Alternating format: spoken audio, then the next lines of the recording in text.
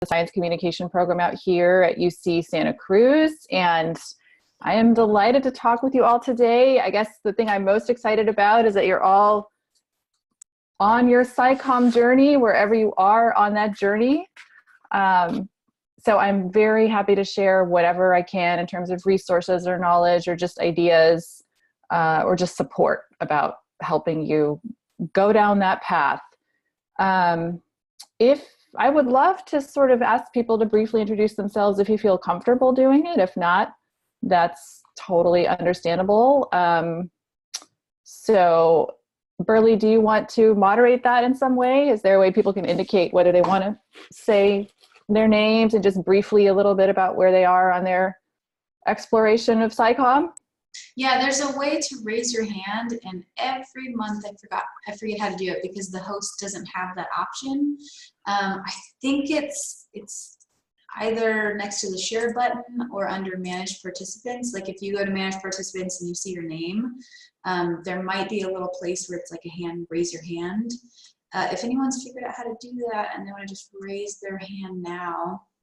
Thank you. Okay, so people with their hands raised, I will unmute you and say your name if I can, and then we'll go for there. And then just take like, I don't know, 30 seconds. 30 seconds to a minute to say hello. Okay, here we go. Let's start with Brooke. Hi, can you hear me? Yes. Okay, awesome. I'm probably going to turn my camera off after I introduce myself because I'm in the middle of some lab work, but I just want to say hi. I'm a postdoc right now, but I'm really interested in making a switch into a more permanent SciComm or science writing role rather than staying in academia. Yeah, that's me. So I'm going to turn my audio and visual off, but I'll be listening in and maybe chime in if I have a question or two as I have some downtime on the surgery apparatus. Great. Thank you. Okay, let's go Samuel Hansen. There you are. Hello, my name is Samuel Hansen. I am the Mathematics and Statistics Librarian at the University of Michigan, and I've also been a mathematics podcaster for the last decade or so. Great. Nice to meet you. Nice to meet you. Okay, GYAS. Hi, I'm Jossie. Sorry about that. Hi. How you doing? I'm a recent grad of the University of Rhode Island.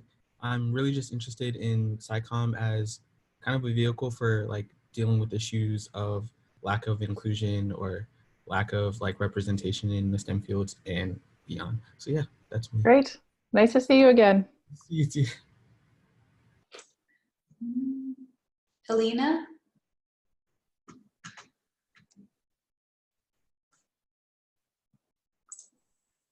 Let's see, you're unmuted now. Wait, no you're not. I can't unmute you. Okay, I just tried it myself. Is it working? Yes. I can hear you. Yeah. Okay. Hi. My name is Elena. I'm a PhD student at UC Davis. I'm studying plants and climate change. I'm also from Rhode Island, so yay, URI. But I just think that science is not really worth doing unless it's accessible to everyone. So I'm excited about doing SciComm, even though it's really hard during grad school. So I'm interested in this program, maybe afterwards. So Great. thank you. Nice to meet you. Erin G.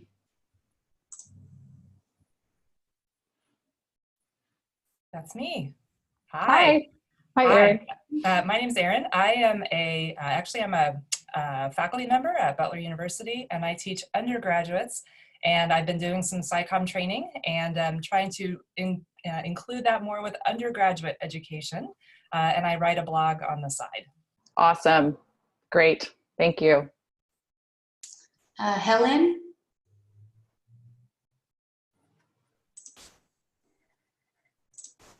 Oh. There, oh. No.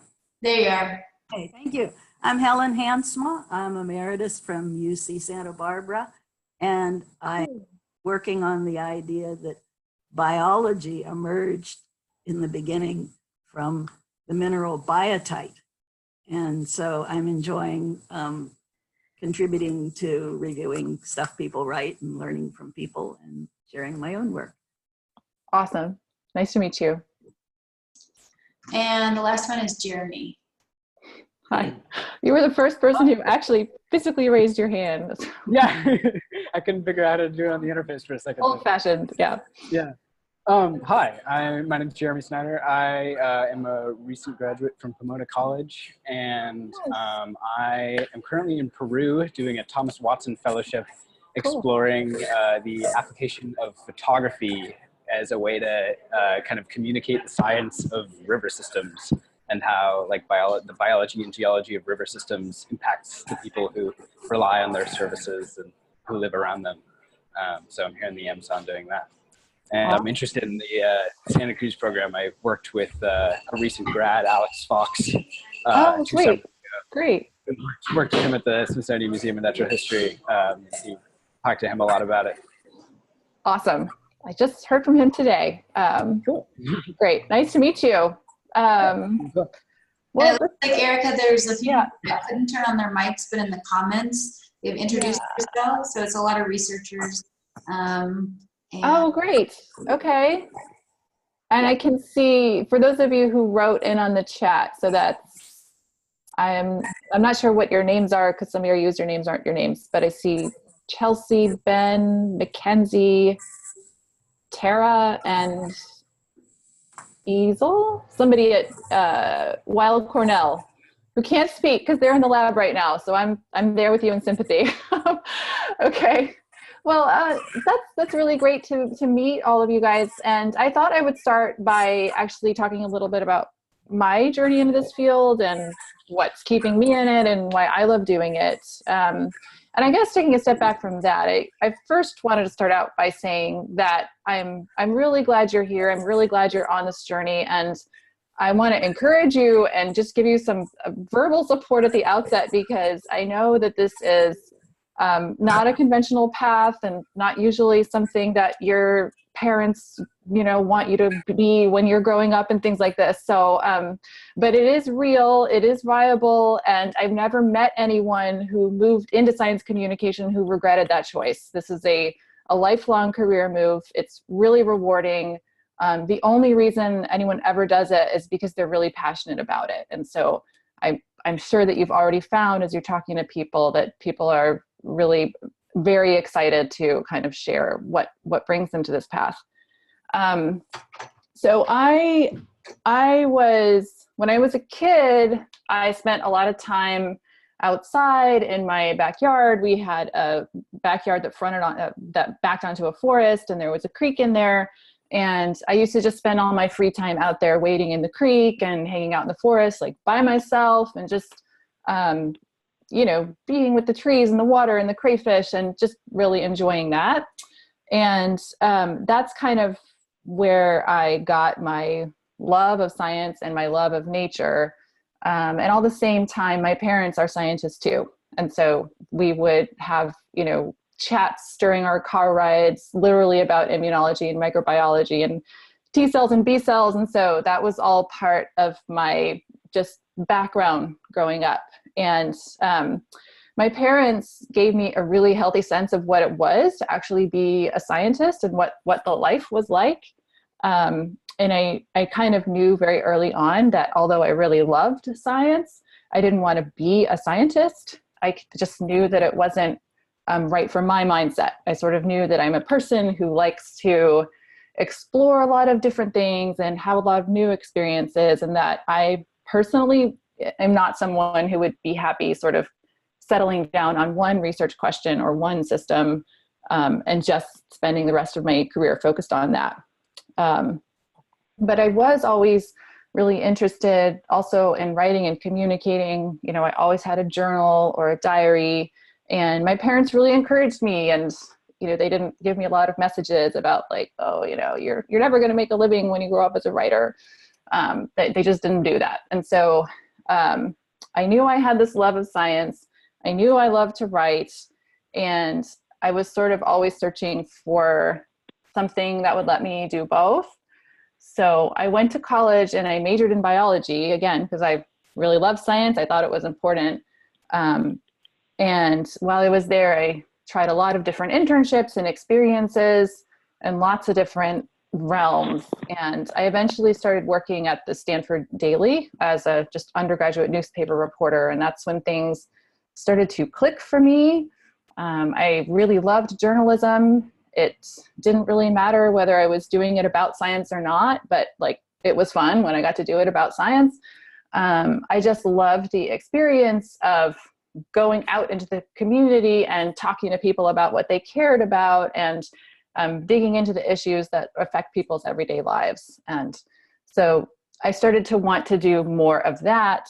And, you know, one internship led to another, led to a job. So when I graduated, I did an internship at Newsweek magazine in New York, and that led to a job there. That was great. I learned a lot about working at a large general interest news publication. I covered all kinds of things. I did cover some science. I covered health. I covered, you know, the World Trade Center attacks because I was in New York at that time. It was a really wonderful experience, and I learned most of what I know about reporting from that job. And after that, I was sort of ready to try to see what it would like to just do science reporting full time. So this job at Nature opened up in DC, and I applied and I got it, and I was stoked, and I moved to DC. And I actually stayed at Nature for 15 years, for about 5 years in DC, and then the rest of the time out here in San Francisco. They let me move with my job. And, you know, that was probably the best job in science journalism that I could imagine ever having. I got to write about science all the time. I got to write about the beats in science that I grew to love, like genetics and infectious disease, a lot of travel journalism that I got to do for them. But all the time I was also sort of feeling a little bit, you know, like there were some issues in journalism that needed to be addressed more broadly. And so that kind of culminated for me in 2014 when I covered the Ebola outbreak in West Africa. And I largely covered it from here in San Francisco, but then I became frustrated with how difficult it was to communicate the full story of what was going on from here in California. So then I ended up going to Sierra Leone and reporting from there for quite a while. And it just changed a lot of my outlook in terms of where I could spend my time making the biggest impact in the world. And I decided that it was, you know, what I'd like to do at this phase of my career is train other young journalists to go out there and do journalism in the way that I think it needs to be done, mostly, which is empowering young journalists to tell the stories that they want to tell, which it turns out are sometimes the stories that, you know, we've been focused on in this field and oftentimes are not. And I think that there needs to be scope for more voices talking about more issues with a broader lens than we've been doing so far in the field. So that's why I'm here. That's one way in. And as you've been hopefully talking to each other and lots of other people, I'm sure you're realizing now that there's many, many, many ways into this path. A good way to get a sense of this is to go on our website to the alumni by year page. And there we've listed everything we know about where the alums are going back to pretty close to the founding of the program. So that's nearly 350 people at this point. And you can see that they've done all kinds of things. Some people will spend they'll have a career as a scientist and then decide to switch and move into full-time journalism. Some people will pursue internships like I did, internships that lead to jobs. Some people will go to a program like ours. Some people will, you know, start to dip their toes in by freelancing and make a career out of that. So there's many, many, many ways into this field. And then as far as paths, there's too many to really name. I can tell you what some of our alums are doing now. So it's everything from working as a print or an online journalist on the staff of a publication. So that could be NPR, the Washington Post, Chemical Engineering News, Nature, Popular Mechanics, a local newspaper, an online news site. So there's that sector of career paths. You can be a print or online journalist working as a freelancer. So some of our students who are working, or our alums who are working as freelancers, write for publications like The Scientist, National Geographic, Hakai, the New York Times. Again, Nature and Science, there's a huge realm of possibilities for that. We have alums now who are working as digital journalists, so people who are working in broadcast radio, podcasting, video production, and those kinds of career paths you can either do at a publication or, again, as a freelancer. So you can be sort of a freelance multimedia producer, or you can work for a publication. And so some of the places that alums are doing that kind of work include institutions like NASA, NPR, KQED, PBS NewsHour. So there's a whole realm of new formats of journalism that we can talk about. There's then a whole range of people who are doing science communication for some kind of an institution, where you're primarily communicating about the discoveries, the people, the findings, the mission of that particular institution. So that could be a government agency, that could be a foundation, that could be a museum. So places that our alums have done that kind of work would include NIH, universities, DOE labs, foundations like the Simons Foundation, the Moore Foundation, or museums like the Smithsonian Museum of Natural History. So there's that whole line of things. There's working as an exhibit designer or a writer at a museum, like the California Academy of Sciences out here, the Exploratorium. So those are places that some of our alums work. And there's actually a whole sector of science communication training that is exhibit design. So there are entire graduate programs that you can go to for exhibit design if you know that's what you want to do. You can be an outreach officer for expeditions. So right now, one of our alums is an outreach officer on the JOIDES resolution in the Gulf of Mexico with the International Ocean Drilling Program, and those outreach officer positions come open multiple times a year. You can work for a nonprofit. You can be a communications manager there, and some people I know are actually doing a combined communications role, project management role for nonprofits, so they get to still be involved sometimes in the research. You can be a copywriter working at an ad agency or a company. You can work in education. You can be working in teaching or informal education. We have alums who are doing all kinds of things. We have an alum who's a wildlife photographer. So there's many, many different paths that you can take. I also want to talk about the state of the science communication field. So one question I often get is how viable this is as a career path. And I think it's really important to understand that a lot of the consternation that people express about where the state of journalism is specifically comes from people who have been in the field for a very long time and feel very dislocated because the field now doesn't look like it did when they got into it, you know, even 5 or 10 or 20 years ago, certainly longer than that. So it is true that, you know, I wouldn't expect to come up the way that many of them did, which is, you know, you start your career at a newspaper and then you work your way up at a newspaper and spend the rest of your career there, because that's not as viable a path, although we do have alums who are working at places like the New York Times and the Washington Post. But that being said, there's a whole other sector of publications and media enterprises that exists now that didn't exist then.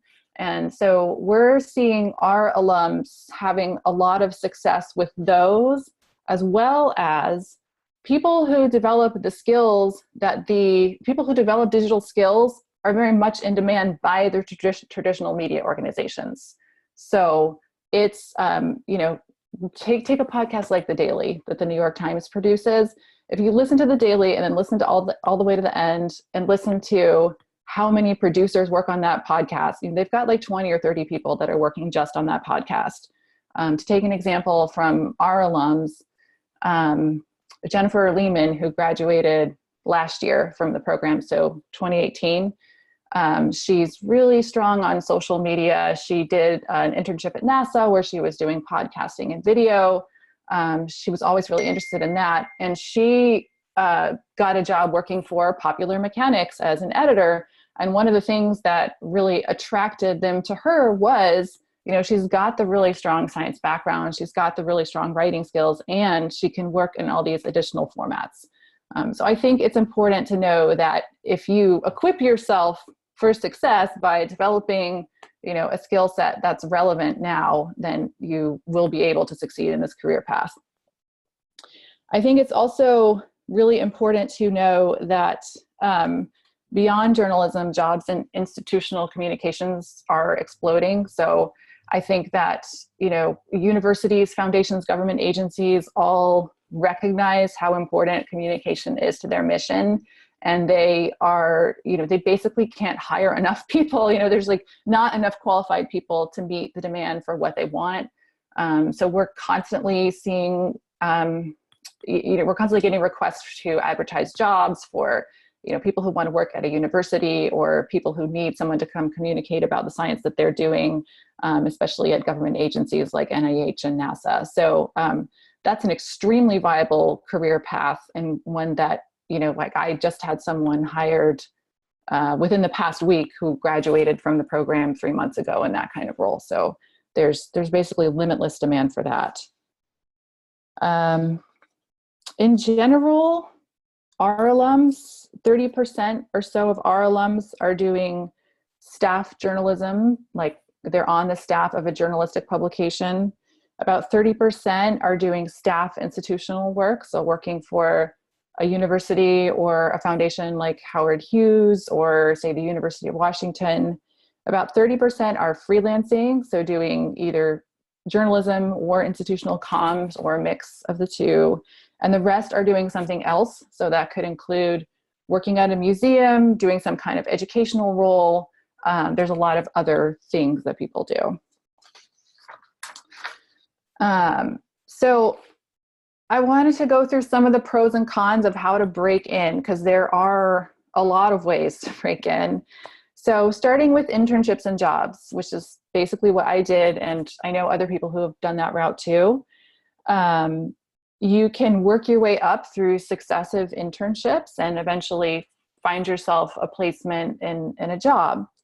And the pros of doing that are, in my opinion, the best way to learn in this field is to do the work in some kind of way. And so internships afford you a possibility to actually do the work.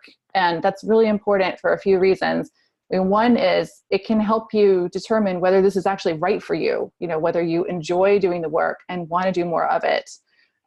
Two is that you'll be able to get some on-the-job mentorship. And with every internship, you're going to grow your skill set and grow your network and develop some portfolio of published clips. And that's what you will use to apply for the next internship. And eventually, the idea is you get enough experience, enough published material that you basically qualify yourself for a job.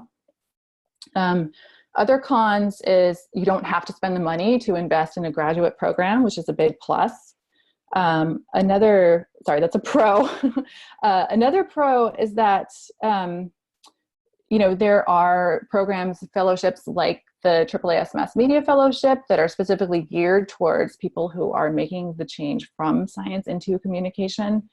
And then another pro is that for some types of science communication career paths, you can actually pretty reasonably work your way into a job doing that. And I think it is more feasible if you're interested in doing some kind of institutional communications, like working for a research institute or a university, just because there's such high demand for people who understand the science and the technicalities and are able to communicate about it. And so if that's a path that you're interested in, then doing this type of progression might work for you. I would say the cons of doing that path are that there can sometimes be a bit of a chicken and an egg problem, where you need work samples and clips to apply for these internships, but sometimes it's really hard to get them if you don't already have the internship. So you need to figure out a way to navigate that issue, which is doable. And sometimes the mentorship you get it's uneven. So some internships and fellowships have great mentorship. And at some internships and fellowships, your mentor is also full-time running a publication. And so it can be hard to get the kind of rigorous feedback on your work that you need to improve as a writer. So the bottom line for internships and fellowships is I really strongly encourage everyone to try to do one. It's a great way to gain experience and see whether this is the right path for you. And you probably have opportunities to do this kind of thing close to where you are. So most universities, for example, will allow you to shadow their communications professionals. There's also an increasing number of sort of remote work/internship arrangements. So things that you can do while you are doing something else, like, and we can talk about some of those if that's of interest to you. So it's something I encourage everyone to do for sure. Second path in is freelancing. It's a great way to gain experience. The pros are you can do it while you're doing something else, so you don't have to make a full-time switch into this career path to do it. You can have access to many outlets at local, national, international levels. And you don't have to invest any money or move to a new city. The cons are that freelancing depends somewhat on the quality of your ideas and a lot on your networking and connections. So pitching to outlets is a bit of a fine art. We can give a lot of tips on how to do it, but sometimes at the end of the day, it's a bit of a shot in the dark, and you can have a wonderful pitch and it's just not right for that publication at that time, or the editor is, they ran a story on the same thing a month ago, and so they're going to pass on it. And so it's a bit hit or miss. It works a lot better if you make a personal connection with the editor who you're pitching to. And so for that reason, I really encourage people that if you want to try freelancing, start locally. So start with a publication that's in the town where you are or close to you, or somewhere where you can take the editor out for coffee and say, I'd love to learn more about your publication and write for you. Like, what can you tell me about what kinds of stories you're looking for? I definitely encourage people to try this out. And if you are interested in freelancing, definitely get this book, The Science Writer's Handbook. If you don't already have it, it's basically a how-to guide on how to be a science freelancer. It includes really nitty-gritty information about how to write a pitch, how to find a story, how to talk to an editor. And as full disclosure, my husband is one of the co-editors, but it's still a really good book and has a lot of useful advice. Third path, attending journalism or science communication skills. So journalism or science communication school. So this is a way to build the skills network and portfolio you need to transition successfully from science to communication. The pros are if you go to a program that's a good fit for you, it's basically a boot camp where you will get mentorship on your work so that you can improve a lot in a very short time. You should pick up the instruction, the foundational skills that you need to thrive in this career as a communicator. Very fundamental skills like how to tell stories, how to identify what stories work well in different mediums, how to engage your audience, how to do multimedia work of the major formats. So that would be, video, podcasting, infographics, data journalism.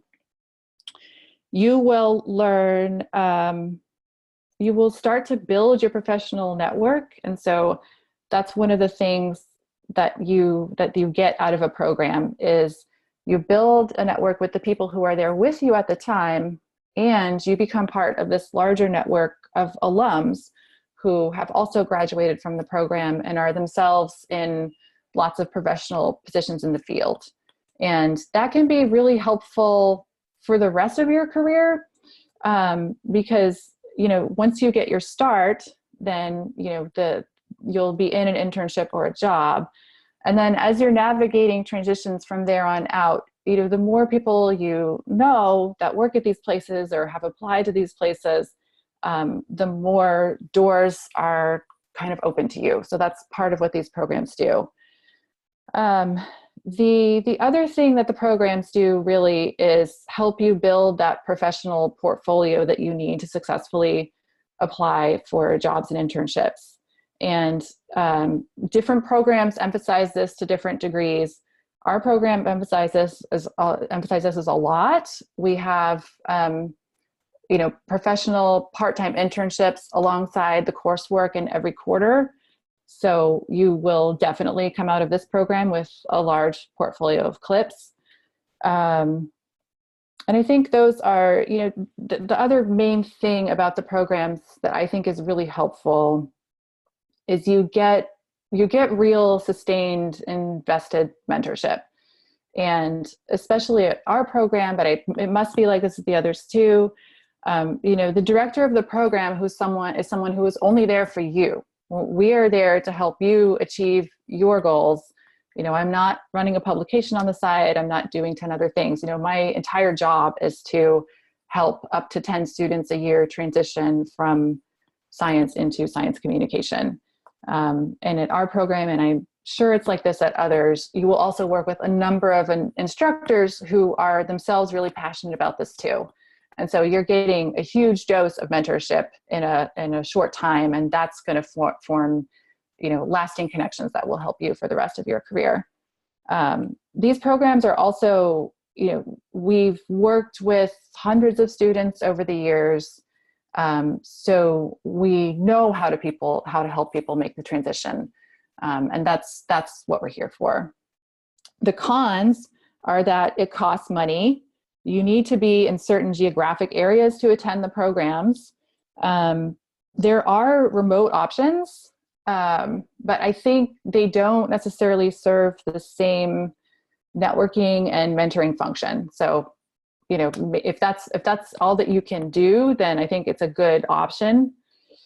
I think the bottom line is, if and when you know you're ready to make the transition, that's the time for you to maybe start considering these programs.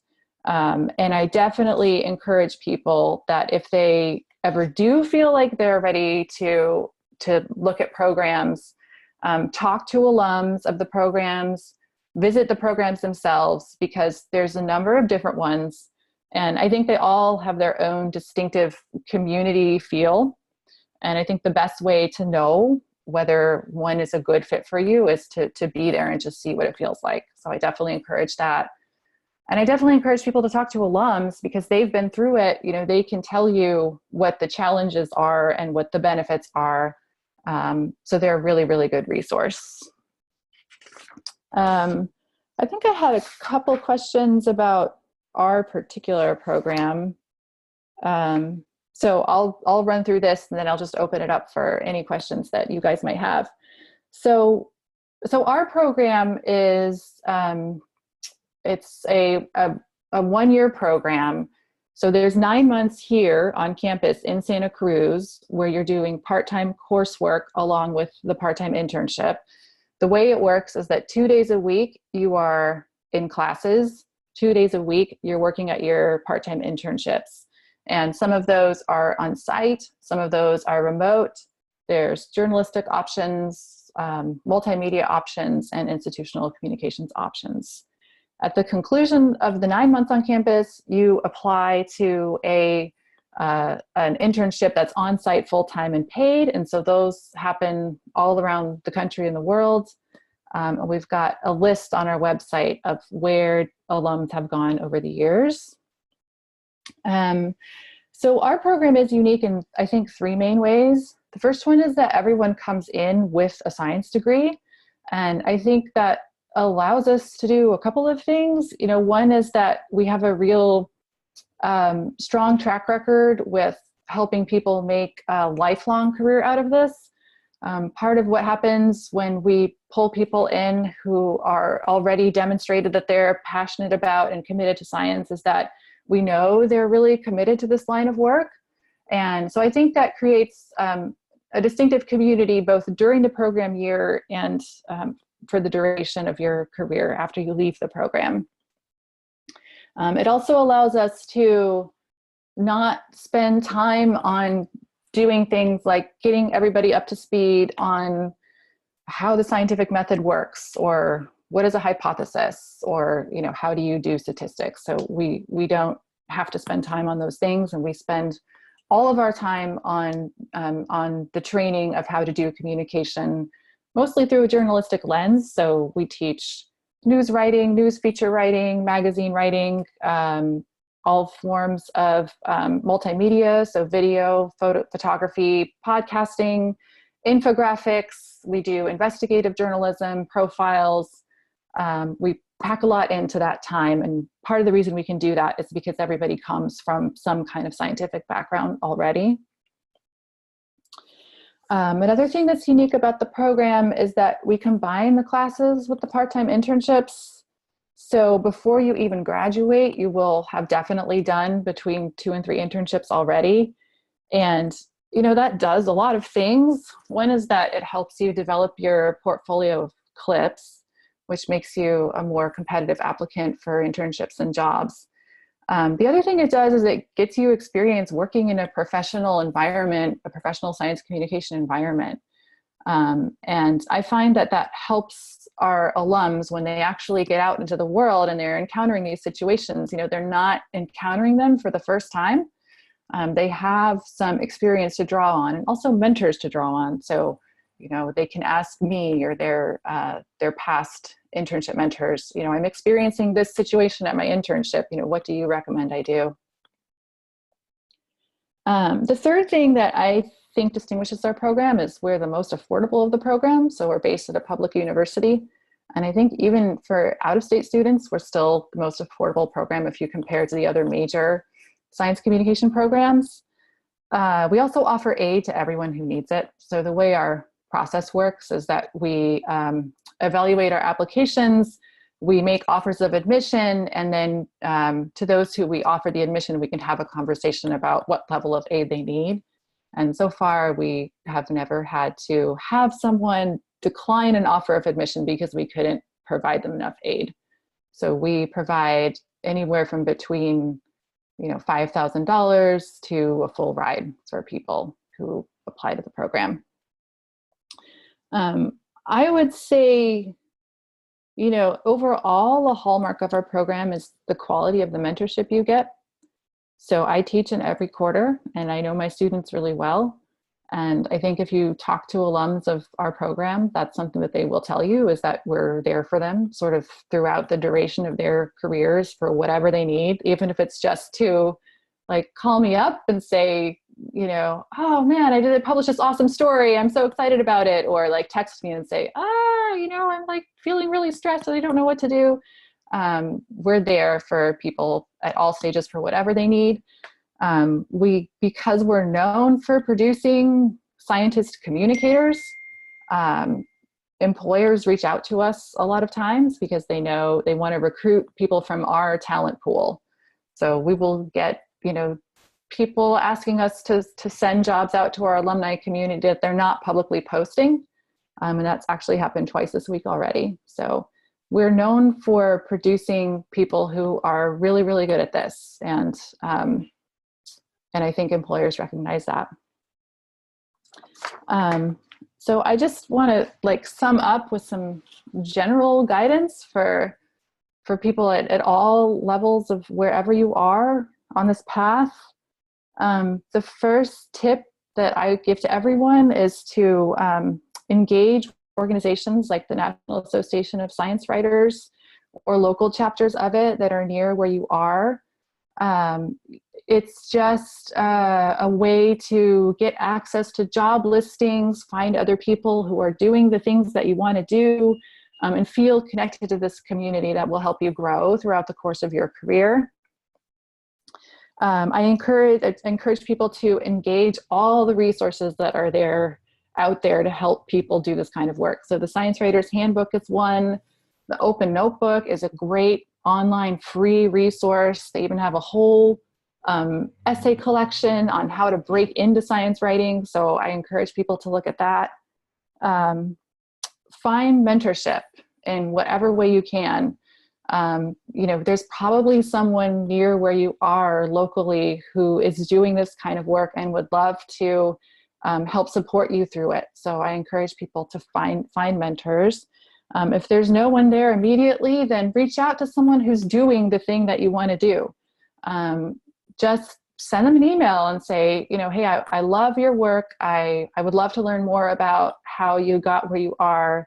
Would you have some time to talk with me or meet with me? And I think you'd be surprised by how often people are willing to do that. Again, this is a career path that people do because they're passionate about it, and they're usually really happy to talk to other people about it. I would say also think local. So I really encourage people to take advantage of the opportunities that are there already sort of within your reach, and build on those opportunities to go for, the bigger scale things down the road that you think you want to aim for. And then finally, I always tell people to just do it. Like, the best way to get experience in science communication is to do it in some way wherever you are. Whatever it is you're doing, whether it's running a Twitter account or writing a blog or doing an event or interning in your comms office, you're going to learn something that is going to help you learn something about yourself and what you really love doing. And it's also going to help you build and take the next step. So I will stop there and take any questions. All right, so we can either have people just try and jump in or do the hand raising thing. I think some people weren't able to do that.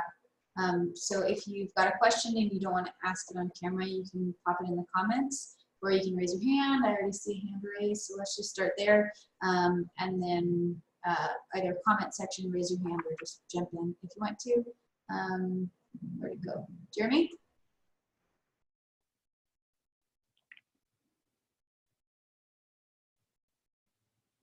Beautiful. Okay, I can hear you. Wonderful.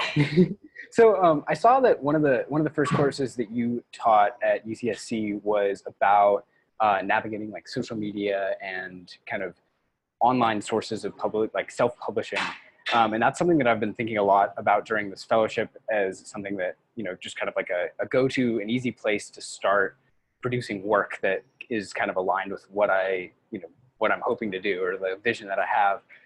But I was wondering if you had any advice about, I guess, just about best practices, or about like what things people can do when they're, whether it's just like trying to showcase like visual storytelling on Instagram, or trying to make blog posts, or like whatever you're doing, how can you do it best so that it will be useful to you in the future, so that it will be seen by people who need to see it, or so that you can like, include it in your application for something.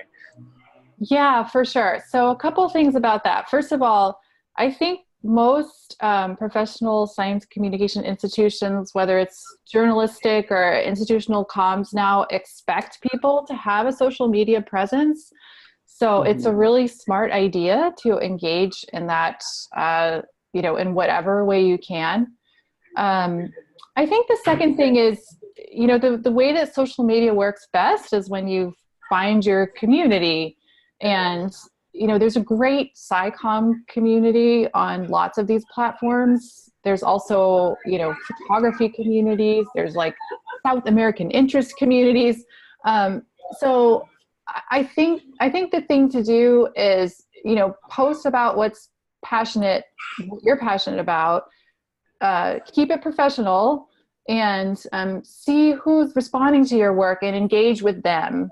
And it's also really important not to just be putting stuff out there, but also to be participating in the conversation. So yeah, that's part of how you grow your community on social media. Yeah. And so, I think too that there's a whole job category now, people who are just audience development editors, and that's basically what they do. So I think it's a super great idea to do it, and feel like what feels right and authentic for you. Mhm. Okay. Thank you.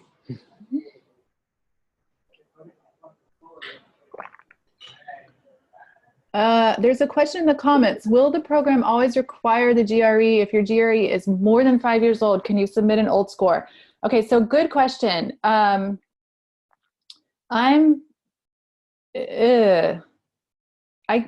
definitely looking at the GRE.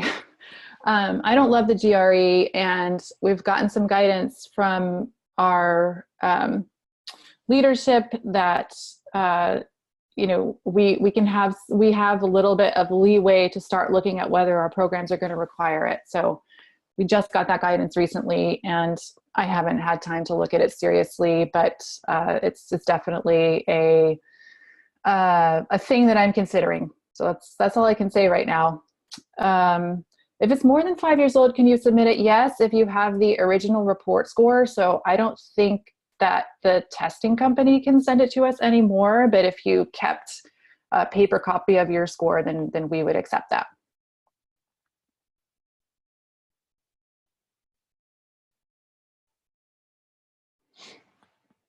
Steph is unmuted. Did you have a question? Someone in the comments with a question. Oh, Ben has a question? Yes. Okay. Can you hear me? Yes. Okay, fantastic. I was going to ask, so it seems like I'm sort of fairly new to this, and I've been looking at, I don't know, I feel like when I look at folks in fairly high-level science communication positions, I notice that a lot of them have PhDs. I'm sort of at a position where I've just graduated from my undergraduate with a degree in biology, and I'm wondering whether proceeding along that science track would offer me an advantage potentially in the long run. If this is something I really want to make my full-time career, not that I would I don't know, I'm sort of in between on whether I want to continue with science or go the right route, and I'm kind of wondering whether that would be an asset down the road, having that advanced degree. Yeah. So the PhD is helpful for some types of jobs. That being said, I don't have one, and I don't have any, I have a BS. Okay. Right. It's not that I don't have anything, but I have an undergrad degree. I know lots of people who have an undergrad or a master's, who are very successful in this career path. So here's what I can say about that. I never encourage people to go to grad school for the purposes of doing science communication, because science grad school, because first of all, it's really hard work. I mean, I'm sure the people here could tell you that. And it depends on where you are, but it's often hard to find time and support to do SciComm work while you're in grad school. Most schools don't really see that as what you're primarily there for. Sure. So that's something to keep in mind. If you are sort of interested in exploring it, you're not really necessarily sure yet which way you want to go, I definitely would encourage you to do things like get a job in a lab or get a job as a research assistant.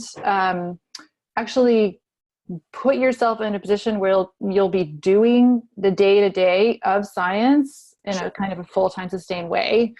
That's helpful for helping you, decide about that side of the equation. Same way that I encourage people to do internships in SciComm if that's what they're considering.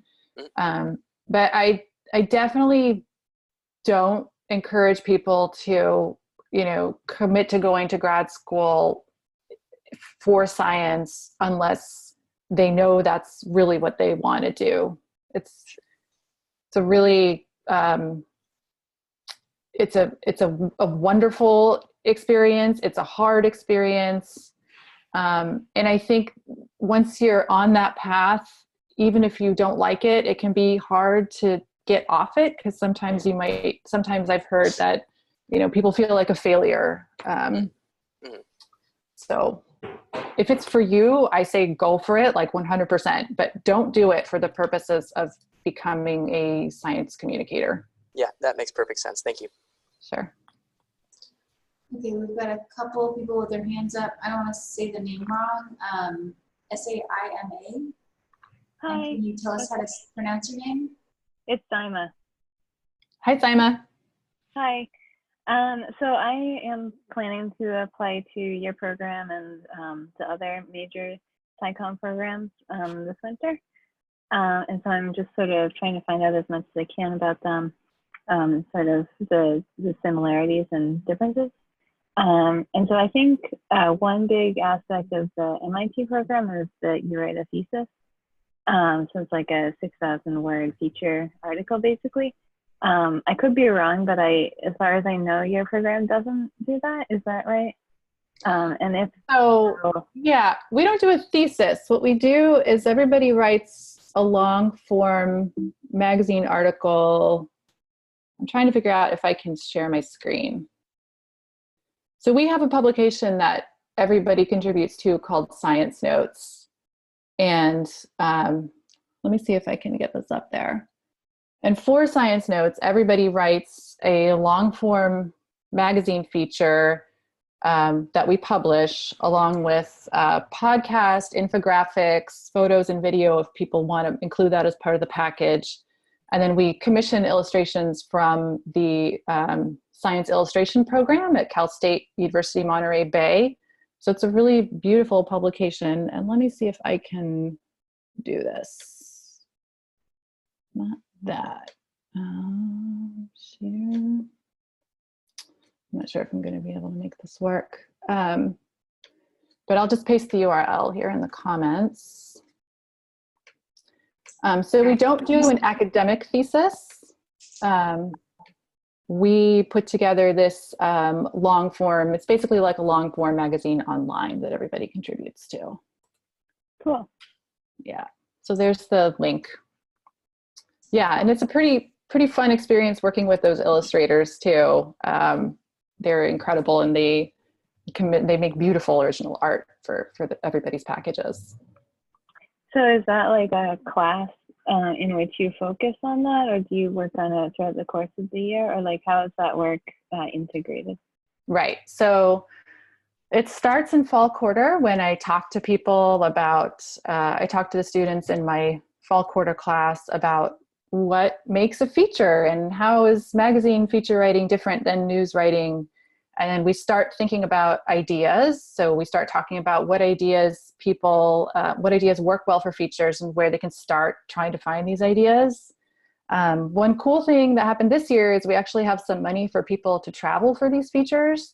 So I'm actually telling people that if they can come to me with an idea that that they need to travel to cover, and they can convince me that this is a worthwhile idea, and that they have the connections and the background and they've done the legwork to make it happen. I have some funding that they can use to travel domestically or internationally for these stories. So just putting that out there for them, that it's something that they can think about. And then in winter quarter, there is a class that is the magazine feature writing class that I teach. And it's my favorite class. I love long form writing. I love narrative writing. And I love teaching it. And so we focus on that in my class in winter quarter. And that's when you do the bulk of your reporting and writing for the piece.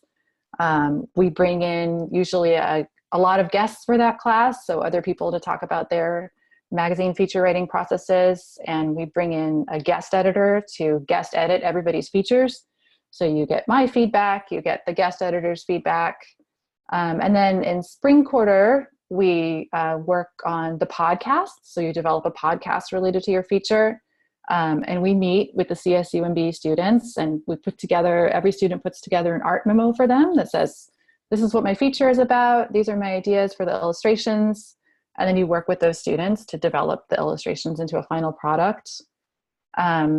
Winter quarter, the class that's not mine is the visual journalism class. So that's when you're learning the basics of video and infographics and visualizations. And if you want to do a visualization or a video that's related to the feature, then that happens in that class. That's where you are able to work on that, and the editors, work with you to execute that to a final product. Cool. Yeah. Thanks. Sure. And then Karen has a question. Hi, Erica.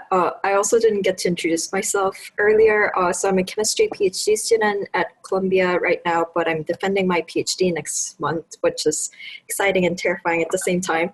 But anyway, so I was looking at your application page, and it says mail any optional additional materials, such as sample articles, to your office. Would you encourage adding those additional articles? We definitely, yes, encourage you to attach articles into the application, but I think there's a way to do that within the application. In other words, you don't have to mail them directly to us. I see. But if it's not intuitive, then you can email them to me, and I will incorporate them into your application file.